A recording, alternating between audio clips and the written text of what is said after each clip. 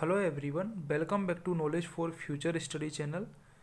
Water requirement of crops irrigation engineering का topic है। इसके क्वेश्चंस इस वीडियो में डिस्कस करेंगे। अगर आप चैनल पर नए हो तो सब्सक्राइब जरूर कर दें। पहला क्वेश्चन है, delta of a crop means area under the crop, crop period, depth of water required by the crop. C option correct हो जाएगा। डेल्टा का मतलब होता है depth of water required by the crop. C option correct है। Water utilized by plants is available in soils mainly in the form of. तो correct answer है capillary water. Capillary water की फॉर्म में होता है जो वाटर यूटिलाइज होता है प्लांट के द्वारा। The depth of water required to bring the soil moisture content of a given soil up to its field capacity is called. Correct answer होगा सॉइल मॉइस्चर डेफिशिएंसी। ठीक है, depth of water required to bring the soil moisture content of a given soil up to its field capacity is called soil moisture deficiency. The relation between duty and delta and base period is, तो relationship क्या होती है? Relationship होती है 8.64 into base period upon delta. ठीक है, या फिर ड्यूटी। अगर डेल्टा बराबर होगा तो नीचे ड्यूटी होगी, अगर वहाँ पर ऊपर ड्यूटी होगा तो नीचे डेल्टा होगा। दोनों एक दूसरे की जगह पर होंगे, ये आप देख सकते हो। ठीक है, ये जो फॉर्मूला था ये मीटर में था। अगला क्वेश्चन है, relation between duty delta and base period is given by. तो करेक्ट आंसर होगा B option 8.64 B upon D. अगला क्वेश्चन है, the irrigation method where only one half of land surface is wetted by water resulting in less evaporation and less pudding of soil is called. Correct answer है furrow irrigation. जो फुर्रो irrigation है उसमें आधा land ही बेट किया जाता है, यानी कि 1/5 टू 1/2 लैंड ही बेट किया जाता है, जिससे कि इवापोरेशन लॉस कम होता है और पुडिंग सॉइल का कम होता है। तो फुर्रो इरिगेशन मेथड है correct answer. What shall be the duty of irrigation water if 3 cumecs of water supply is required for a crop sown in area of 5100 hectare. हमसे पूछा है ड्यूटी, तो duty की जो यूनिट होती है वो होती है हेक्टेयर पर क्यूमेक। इससे ही आपको आंसर मिल जाएगा। हेक्टेयर कितना दे रखा है एरिया 5100 हेक्टेयर, क्यूमेक कितना दे रखा है 3, तो 5100 अपॉन 3 यानी कि 1700 ड्यूटी हो जाएगी, यानी कि सी ऑप्शन करेक्ट हो जाएगा। What classification head of water present in soil is normally found. Correct answer है capillary water. Capillary water normally soil में प्रेजेंट होता है। A reservoir with live storage of 400 million cubic meters of water is available to irrigate an area of 40,000 hectare with 2 fallings in a year. If the crop season is 125 दिन, the duty is hectares cubic meter. Duty हमसे पूछा है 400 million cubic metre water दे रखा है, यानी कि 400 into 10⁶। तो depth कितना हो जाएगा? डेप्थ हो जाएगा हमारा b अपॉन ए। ठीक है, वॉल्यूम कितना है 400 इंटू 10⁶ अपॉन 40,000 हेक्टेयर, यानी कि 40,000 इंटू 10⁴ मीटर में चेंज करने के लिए। तो इससे हमारे पास जो डेप्थ निकल के आ गई वो आ गई 1 मीटर। ठीक है, वॉल्यूम दे रखा था, एरिया दे रखा था, तो डेप्थ निकल के आ गई 1 मीटर। 1 मीटर की डेप्थ निकल के आ गई। तो ड्यूटी का फॉर्मूला क्या होता है 8.64 into base period upon delta. Delta यानी कि डेप्थ। डेप्थ हमारे पास 1 निकल के आ चुकी है तो 1 रख दिया। 8.64 इंटू बी कितना है 125। लेकिन आपको यहाँ पर याद रखना है कि दो ईयर दे रखे हैं, तो डेल्टा भी क्या होगा यहाँ पर 2 होगा। ठीक है, तो क्योंकि एक ईयर के लिए 1 और दूसरी ईयर के लिए 2, तो 2 फिलिंग्स दे रखी है, यानी कि 8.64 इंटू 125 अपॉन 2। यहाँ से अपन ड्यूटी निकाल सकते हैं। अगला क्वेश्चन है, the duty at the end point of A canal minor where the government's control usually keys as is called। Correct answer है आउटलेट ड्यूटी। आउटलेट ड्यूटी होती है जो एंड पॉइंट पर कैनाल माइनर पर जो ड्यूटी होती है, जिस जो गवर्नमेंट के द्वारा कंट्रोल होती है, उसको बोलते हैं outlet duty. Base period of a crop is the time between base period first watering at the time of sowing to its last watering before harvesting, उसको बोलते हैं बेस पीरियड। यानी कि हार्वेस्टिंग से पहले की जो वाटरिंग है, लास्ट वाटरिंग और फर्स्ट वाटरिंग, इन दोनों के बीच का टाइम पीरियड बेस पीरियड होता है। The exchangeable sodium percentage ESP of A saline soil is. Correct answer है लेस देन 15।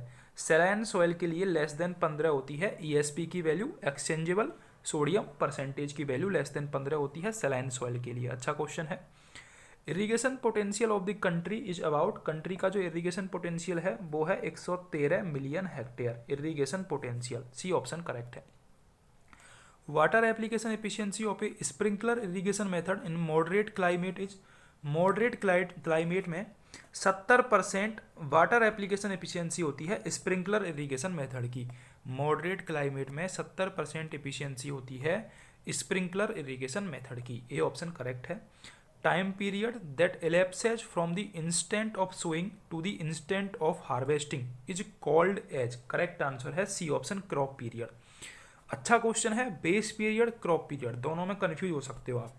क्रॉप पीरियड तो वो टाइम पीरियड है जहाँ से सोइंग यानी कि फसल दिखने लगती है उससे लेकर जब हम हार्वेस्ट करते हैं तब तक का टाइम क्रॉप पीरियड, और फर्स्ट वाटरिंग से लेके जो लास्ट वाटरिंग होती है हार्वेस्टिंग से पहले का टाइम वो होता है बेस पीरियड। तो यहाँ पर आपको दिख रहा होगा क्रॉप पीरियड ज़्यादा होता है बेस पीरियड से, ठीक है। Efficiency of sprinkler irrigation method in moderate climate अभी पढ़ा था 70% होता है मॉडरेट क्लाइमेट में एफिशिएंसी, ठीक है। अगला क्वेश्चन है हमारा, duty should clearly state, duty का मतलब क्या होता है, place of measurement of water, duty should clearly state place of measurement of water, B option correct है। Correct statement from the following is, options देखते हैं। Crop period slightly more than base period, अभी मैंने बताया था आपको crop period base period से ज़्यादा होता है। Average delta of rice crop is near to, rice का जो एवरेज डेल्टा होता है वो होता है 1200 mm, याद रखना है आपको, अलग अलग फसल का 1200 mm होता है राइस का एवरेज डेल्टा, ठीक है। For the irrigation of crop the base period be in days, duty in hectare per cumec and delta in metres are related as, correct answer होगा इसका 8.64 B/D, ठीक है, डी ऑप्शन करेक्ट हो जाएगा। विच of the following methods of applying water may be used on rolling land, rolling land के लिए कौन सा मेथड काम में आता है, बॉर्डर फ्लडिंग काम में आता है रोलिंग लैंड के लिए, अच्छा क्वेश्चन है, पूछा जा सकता है। बॉर्डर फ्लडिंग रोलिंग लैंड के लिए काम में आता है। रिलेशन बिटवीन ड्यूटी डेल्टा, वही वाला क्वेश्चन सेम बार बार पूछा जा रहा है, तो करेक्ट आंसर क्या हो जाएगा 8.64 B/D, अब तक याद हो जाना चाहिए आपको। Ratio between the area of a crop irrigated and the quantity of water required during its entire period of growth is known as, correct answer है ड्यूटी। एरिया हेक्टेयर और वाटर रिक्वायर्ड क्यूमेक, ये होती है duty की विमा।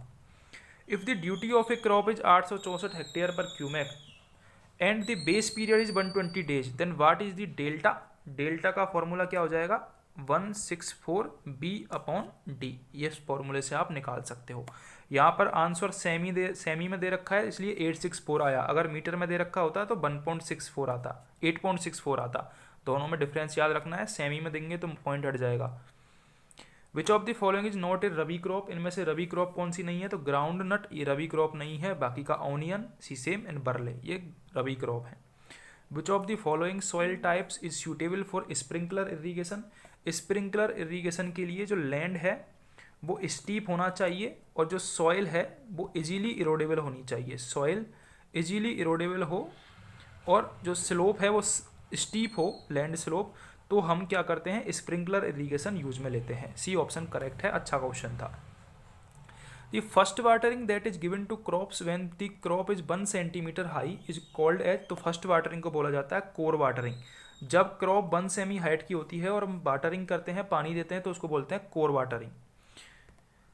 If the cultivation of crops delta is measured in semi, semi के लिए मैंने क्या बताया था 864 B/D, यानी कि डी ऑप्शन करेक्ट होगा। मीटर के लिए ए ऑप्शन करेक्ट होता मीटर के लिए, ठीक है।